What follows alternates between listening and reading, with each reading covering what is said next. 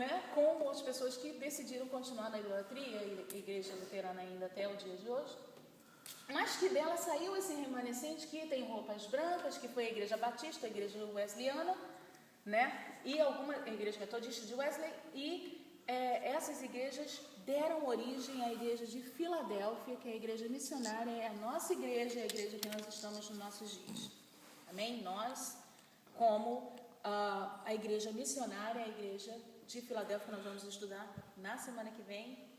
E depois da igreja de Filadélfia, a igreja de Laodiceia, que é a igreja apóstata, que é a igreja que nós estamos vendo aqui nos nossos dias, que já está aceitando o homossexualismo, que já está aceitando muitas ideias que assustam, que chocam a igreja real, né?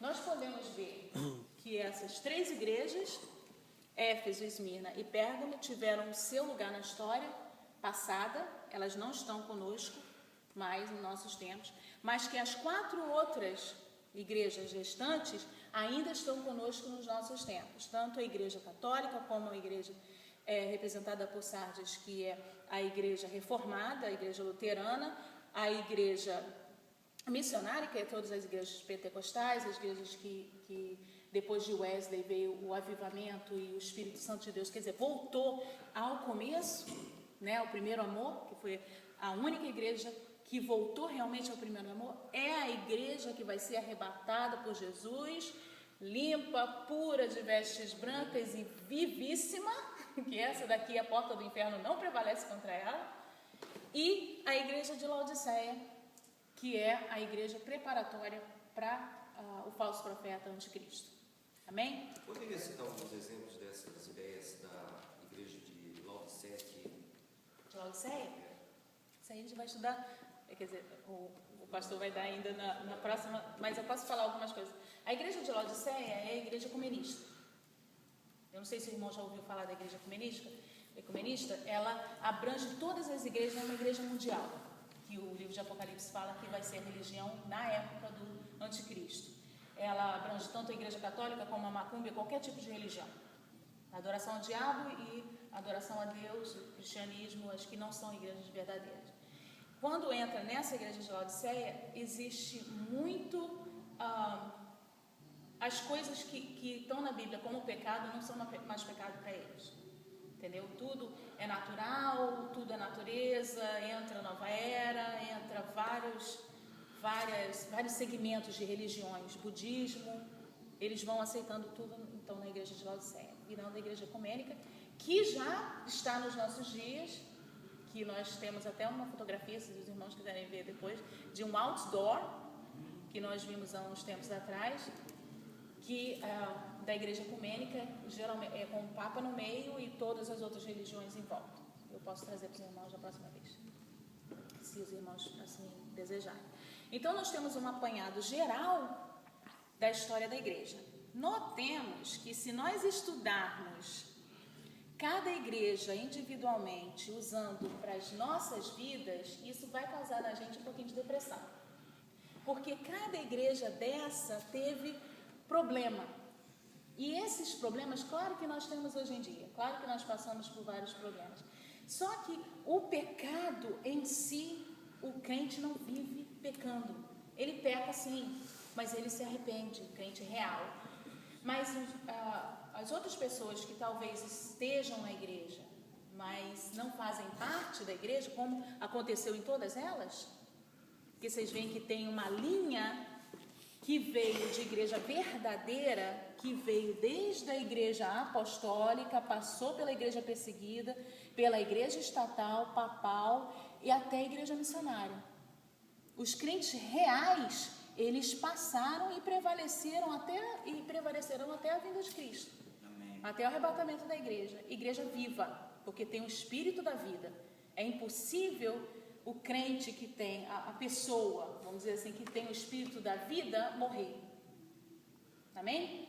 Porque Jesus só morreu porque sobre ele foram colocados todos os nossos pecados. E ele entregou o espírito da vida para Deus na cruz. Ele virou para Deus e falou: Pai, em tuas mãos eu entrego o meu espírito. E aí ele morreu por causa dos nossos pecados. Amém? Então a igreja, a porta do inferno, não prevalecerá contra a igreja real, a igreja de Cristo, que nós somos. Amém? Vou contar para nós um exemplo. Uma vez eu fui pregar numa igreja em Maryland, e era a igreja que nós congregávamos na época, e estava havendo um congresso na igreja sede, né? E o pastor pediu para que nós ficássemos na igreja e que nós dirigíssemos o culto ali e tal, porque algumas pessoas não iam poder ir, né? Poucas pessoas. E então, quando eu cheguei na igreja, tinha muito pouca gente, assim, vocês podem olhar em volta, mais ou menos como está aqui hoje, né? E eu subi no púlpito. Quando eu subi no púlpito, que eu olhei para a igreja, o Senhor falou comigo assim: é assim que eu vejo a minha igreja. Eu não vejo todo mundo que está no culto. É por isso que os olhos do Senhor, Ele procura. Ele está atento a procurar aqueles que adoram em espírito e em verdade. Então nós também não podemos nos relacionar com a igreja, porque nós não sabemos quem é e quem não é. No meio do joio, do trigo tem joio. Só um minutinho, deixa eu completar aqui. Já deixa você falar. Nós não podemos julgar as pessoas. Esse é crente, aquele não é crente, aquele não é crente, aquele é crente. Mas nós não podemos também nos direcionar somente a essas pessoas que não estão dando testemunho de vida.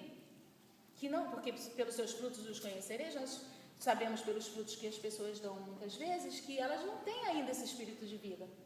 Porque o Espírito testifica com o Espírito que nós somos filhos de Deus. Então o que acontece é o seguinte: não quero dizer, não estou falando de crentes que estão fracos na fé. Se eles comerem e eles beberem da água do Espírito, e eles comerem da palavra de Deus, e eles jejuarem e buscarem o Senhor, eles vão achar o Senhor. Eles estão fracos. Mas existem pessoas no nosso meio que nós não podemos, que realmente estão mortos, como estavam ali na igreja de Sardes. Muitos estavam mortos, porque não entenderam a mensagem de vida. Então, quando nós começamos, é por isso que na igreja de Sardes o Senhor direciona diretamente ao anjo da igreja, e ele fala com o anjo da igreja assim: separai, né? Em outras palavras, ele falou, qual a palavra que é usada na igreja de Sardes? Ele fala: confirmai os que estão para morrer. Isso é muito sério, porque eles ainda são dignos de andarem comigo. Quando você está em uma congregação e que você se direciona, o pastor da igreja, o líder, o anjo da igreja, se direciona, portanto, ver o pecado somente ao povo que está morto, ele esquece de alimentar o povo que está vivo. E isso é um perigo, porque o povo que está vivo começa a enfraquecer, porque não tem alimento.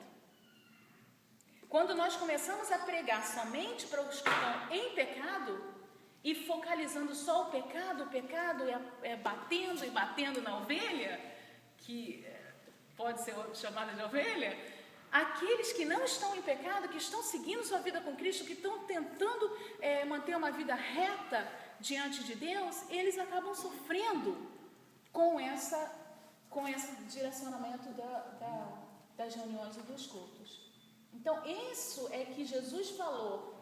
Identifica, para o pastor da igreja, para o anjo da igreja, procura identificar aqueles que realmente são igreja e se direciona a eles, porque quando isso acontecer, o Espírito da vida que está neles, glória ao Senhor, vai começar a contagiar os outros, porque é o Espírito Santo de Deus, como diz a palavra de Deus e a revista da Escola Dominical, comentarista da Escola Dominical, diz que é o Espírito Santo de Deus somente que pode avivar e que pode ressuscitar essas pessoas, trazer para a vida eterna, das trevas para a luz.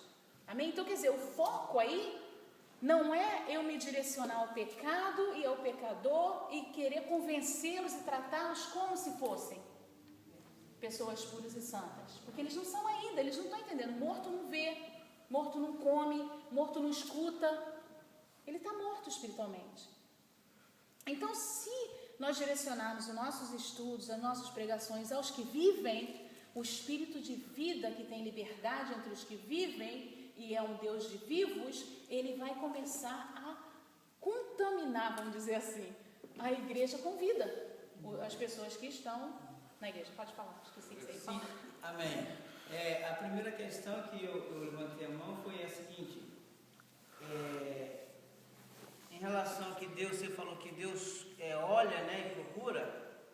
Existe uma canção, um louvor que foi tirado da Bíblia, se eu não me engano, dos Salmos, né, que diz assim: Pai, eu sei que os teus olhos estão sobre a terra a procurar aquele que te adora em espírito, aquele que te adora em verdade. É o que está escrito aqui, né? A gente acabou de ler, né? E a outra questão um homem de Deus inteligente, ele me deu tive a oportunidade de aprender com ele.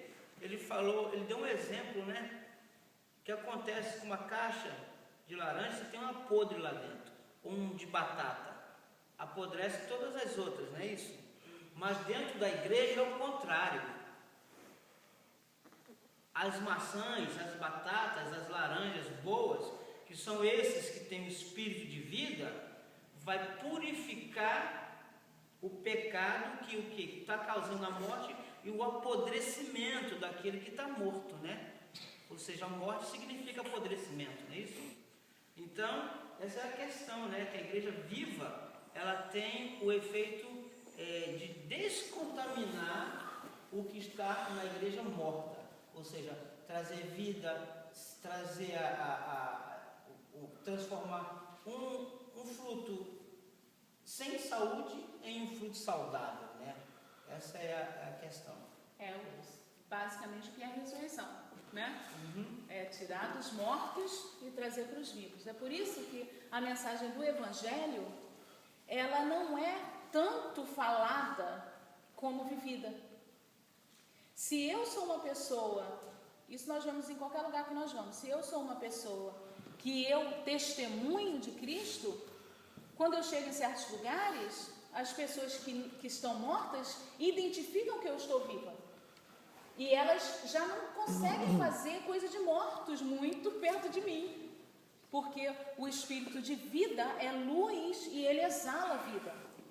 Amém? Então, quando essas pessoas que estão mortas começam a identificar os que estão vivos, ao invés de ao contrário, a gente dá muito valor aos que estão mortos, eles começam a vir para a vida, eles começam a saber que ali tem solução para o problema deles, que ali tem solução para a morte que eles estão passando. Morte aqui, separação completa de Deus, falta de esperança total, morte que faz as pessoas se levarem a vida ao suicídio, né? Morte espiritual, a gente está falando de morte física, a gente está falando de morte espiritual.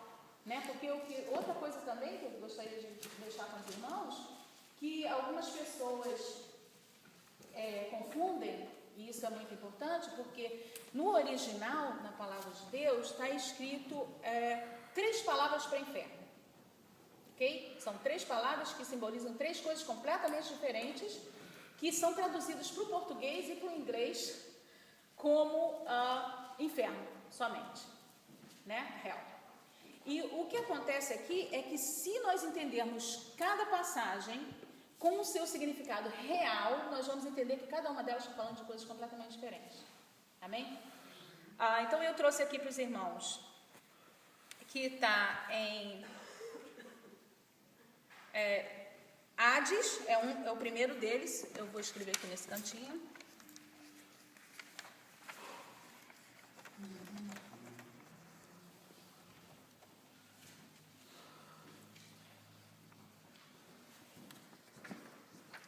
Hades é o primeiro.